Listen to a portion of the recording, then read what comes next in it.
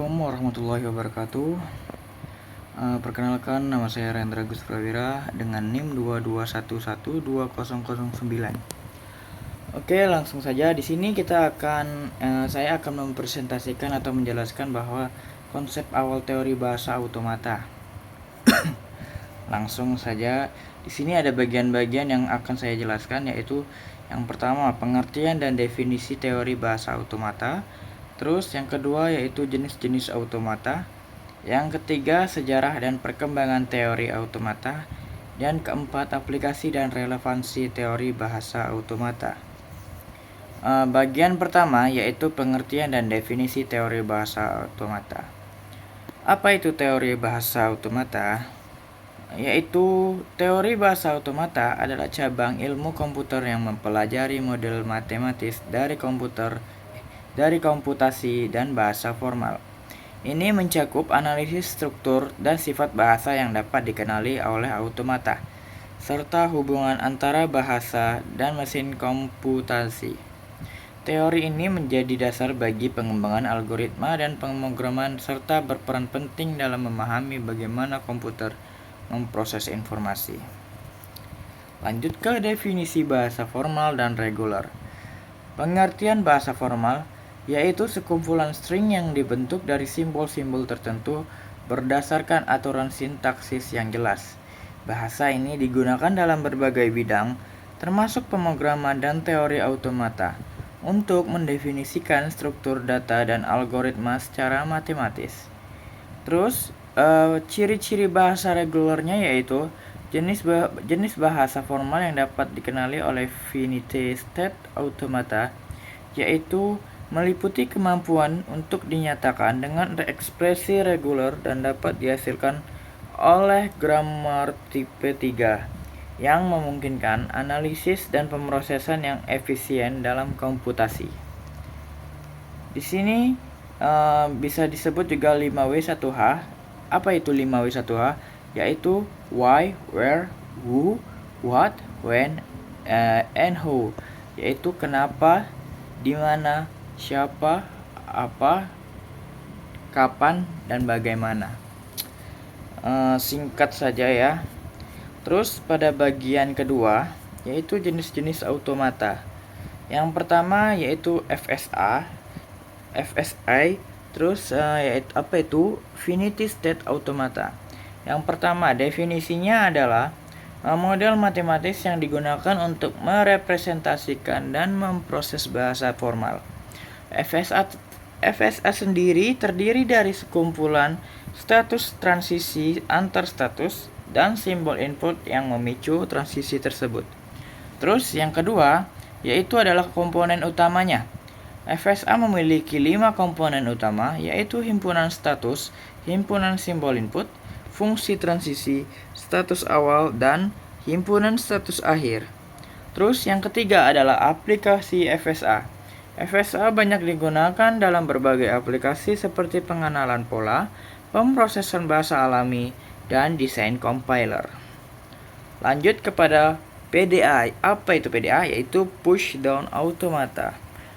Definisi push down automata atau juga disebut PDA yaitu model komputasi yang memperluas finite state automata dengan menambahkan struktur penyimpanan berupa tumpukan atau juga disebut stack yang memungkinkan PDA untuk mengenali bahasa lebih kompleks, seperti bahasa yang bersifat kontekstual dengan memanfaatkan kemampuan untuk menyimpan dan mengelola informasi secara dinamis selama proses pengenalan string. Lanjut ke Turing Machine.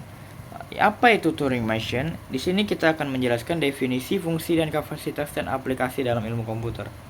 Definisinya yaitu model komputasi yang diperkenalkan oleh Alan Turing berfungsi untuk memformalkan konsep algoritma dan komputasi.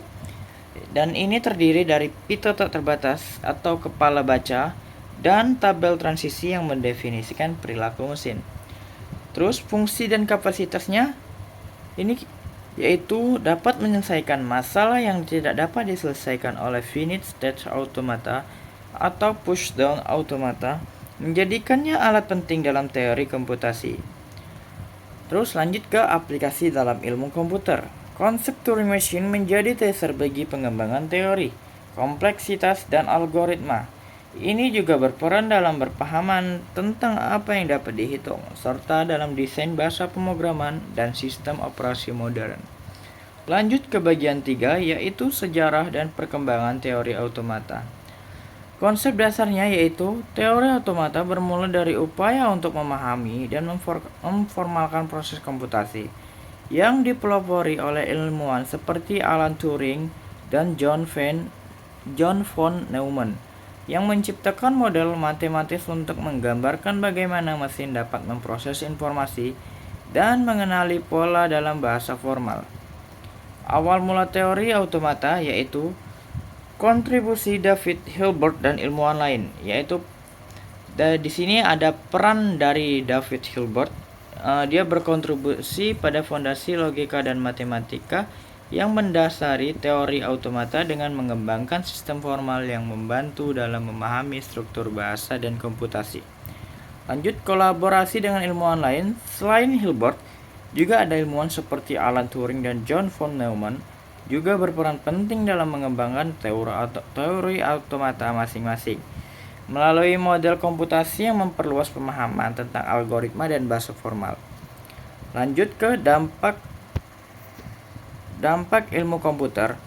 Kontribusi para ilmuwan ini tidak hanya membentuk teori automata, tetapi juga mempengaruhi perkembangan ilmu komputer modern, termasuk desain algoritma dan pemrograman, serta aplikasi dalam kecerdasan buatan lainnya.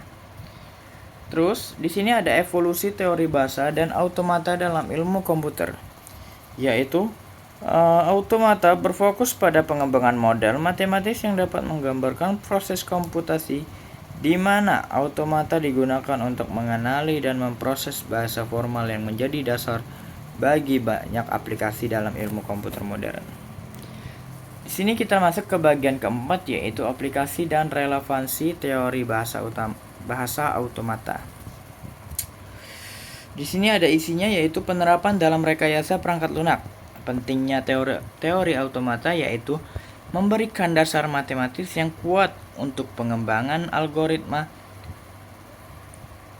dan pemrograman, memungkinkan rekayasa perangkat lunak untuk merancang sistem yang efisien dalam memproses dan mengenali pola dalam data, serta meningkatkan kemampuan analisis sintaksis dan semantik dalam bahasa pemrograman. Sekianlah presentasi dari yang saya jelaskan tadi, yaitu dalam konsep awal teori bahasa automata. Di sini saya menggunakan Beautiful AI. Karena apa? Karena Beautiful AI sangat praktis dan mudah untuk menggunakannya daripada yang lain seperti Canvas dan lain-lain. Karena Beautiful AI ini fiturnya tidak begitu rumit dan gampang buat digunakan. Cuma tunjukkan apa dari judul tersebut, dia langsung akan menghasilkan apa itu isi-isinya. Lalu kita jadikan seperti ini PowerPoint tersebut ya. Sekianlah dari penjelasan yang saya jelaskan di atas tadi. Bila ada kata salah, saya mohon maaf. Saya akhiri. Wassalamualaikum warahmatullahi wabarakatuh.